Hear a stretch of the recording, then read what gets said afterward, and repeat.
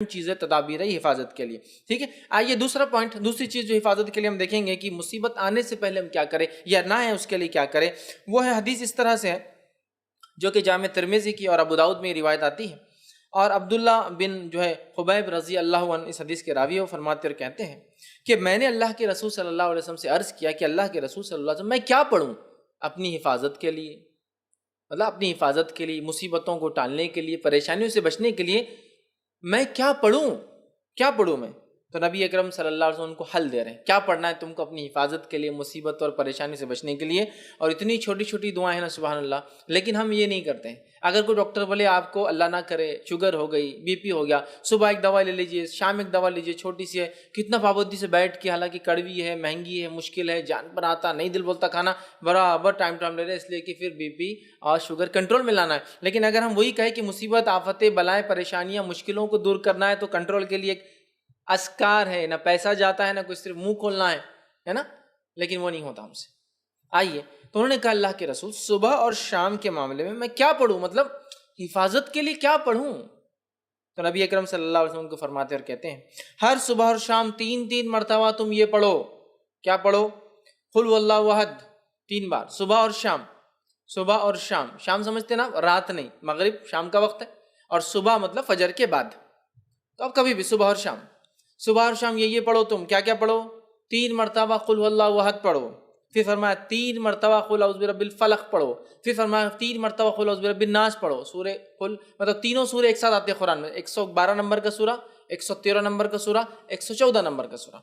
ان 3 صورتوں کو آپ صلی اللہ علیہ وسلم فرما رہے کریں، ان 3 صورتوں کو تم پڑھیں تو آپ کو ہر وقت پریشانی والی چیز سے اللہ تعالیٰ بچانے کے لیے کافی ہو جائے گا. وہ پوچھ رہے ہیں میں کیا کروں، مصیبت، پریشانی، آفت کوئی آ جائے تو آپ صلی اللہ علیہ وسلم سلوشن پیش کریں. سلوشن یہ کہ صبح اور شام 3 مرتبہ سورہ اخلاص، سورہ فلق، سورہ ناس پڑھا کرو. یہ تمہارے لیے کافی ہو جائیں گا، مصیبتوں کے لیے، پریشانیوں کے لیے، مشکلوں کے لیے کافی ہو جائیں گا. اور اس کے تعلق سے یاد رکھیے ہم اتنی لاپرواہی برتتے ہیں، حالانکہ کتنے چھوٹے سورے ہیں، کتنے عام ہیں، تقریباً سب کو یاد ہوتے ہیں، لیکن یہ ہم سے نہیں ہوتا ہے، یہ نہیں ہوتا. ہاں کوئی مصیبت آ گئی اور کوئی کہے ایک ٹانگ پہ کھڑے رہ کر 11 بار سورہ یاسین پر برابر کر رہے ہیں. آدھی رات کو چھت پہ جا کر ایک ٹانگ پہ کھڑے رہ کے سورہ یاسین 11 بار پڑھو، حالانکہ 8 پہ 10 بار میں نیچے گر کے پڑھتے، دوسرا بار بھی ٹوٹ جاتا جو اچھا تھا.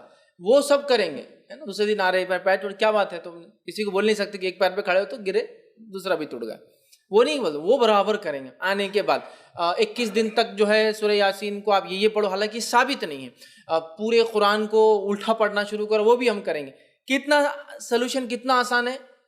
1 سورہ، 2 سورے اور 3 سورے، کتنی آیتیں ہو رہی ہیں، کتنی چھوٹی چھوٹی آیتیں. قل هو اللہ احد ہو گئی ایک آیت، اللہ الصمد لم یلد ولم یولد ولم یکن لہ 4 آیت. چلو ماشاءاللہ ہو گئی. 4 آیتوں کو 3 بار بول تو کتنے بار ہو رہا؟ 12 آیت ہے نا. یہ اتنے کم جملے ہیں کہ اس سے کئی گنا، کئی درجے زیادہ جملے میں اور آپ بولتے ہیں دن بھر میں، بات کرنے کی شکل میں، بیوی سے، بچوں سے، پڑوسیوں سے، باس سے، کسٹمر سے. صبح شام 3 مرتبہ پڑھنا ہے، اور 3 مرتبہ پڑھ کے فنش. آپ نے اپنے آپ کو محفوظ کر لیا. صحابی کیا فرما رہے کہ میں کیا کروں حفاظت کے لیے، آپ صلی اللہ علیہ وسلم کیا سلوشن دے رہے، تم یہ 3 چیزیں صبح اور شام پڑھ لو. مطلب 3 بار 3 سوروں کو صبح اور شام پڑھنا ہے، تو گویا 3 بار 3 سورے دن میں، تو 9 اور شام میں 9، اتنے سورے پڑھنا ہے. اور اس کے بعد یہ ہوں گا، آپ صلی اللہ علیہ وسلم فرماتے ہیں کہ 3 مرتبہ پڑھو اور پڑھیں تو آپ کو ہر آفت و پریشانی والی چیز سے بچانے کے لیے یہ کافی ہے. اور نبی اکرم صلی اللہ علیہ وسلم کی حدیث بھی اس صورت کے تعلق سے، سورہ فلق اور سورہ ناس کے تعلق سے آپ نے فرمایا ان 2 صورتوں سے بہتر پناہ مانگنے والی کوئی صورت نہیں. ان 2 صورتوں سے بہتر، ان 2 صورتوں میں.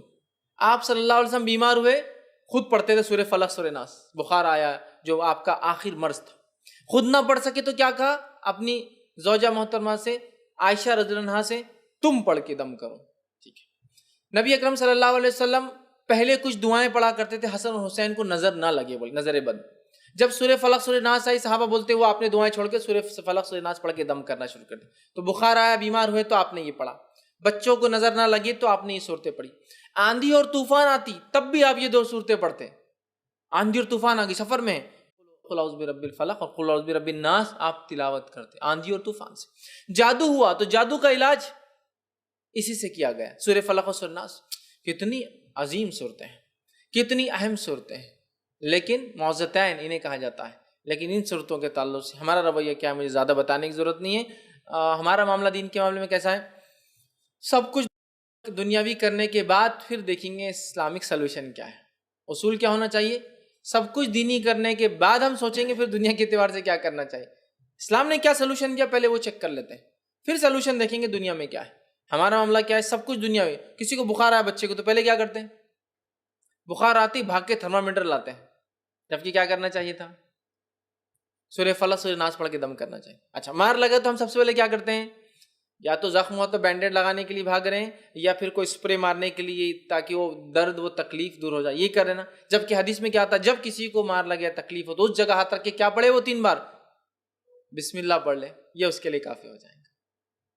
علاج بھی کرنا ہے لیکن پہلے بسم اللہ پڑھنا ہے 3 بار.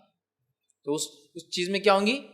رفاقت, ڈھیل, آسانی ہو جائے گی. ہم کیا کرتے ہیں پہلے اللہ کا ذکر چھوڑ کے ارے باپ رے, ارے ماں گے بخار آ گیا اس کو تو ہے نا, ارے باپ رے کتنا بخار آ گیا اس کو. اللہ کا ذکر چھوڑ کر ماں اور باپ کو یاد کر, جبکہ دونوں کچھ بھی کام نہیں آئیں گے مصیبت میں. انسان کبھی تو سامنے کھڑا ہوتا ہے لیکن کچھ نہیں کر پاتا اپنے بچوں کے لیے. کیا کر سکتا ہے؟ نہیں کر سکتا, اس کے بس میں نہیں ہوتا. تو جو کر سکتا ہے وہ ذات کو چھوڑ کر جو نہیں کر سکتے ان کو یاد کرنے میں کوئی فائدہ نہیں آتا. سمجھ رہے ہیں بات کو؟ تو یہ عادی ہم بنا لیں. یہ دوسری چیز تھی. پہلے ہم نے رات کی حفاظت دیکھ لی,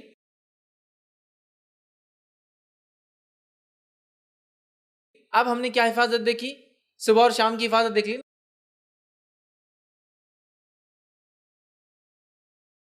صبح اور شام پڑھنے سے کیا ہوتا ہے؟ سارا دن مصیبت پریشانی سے آپ سیف گارڈ ہو گئے. چلیے آگے بڑھتے ہیں.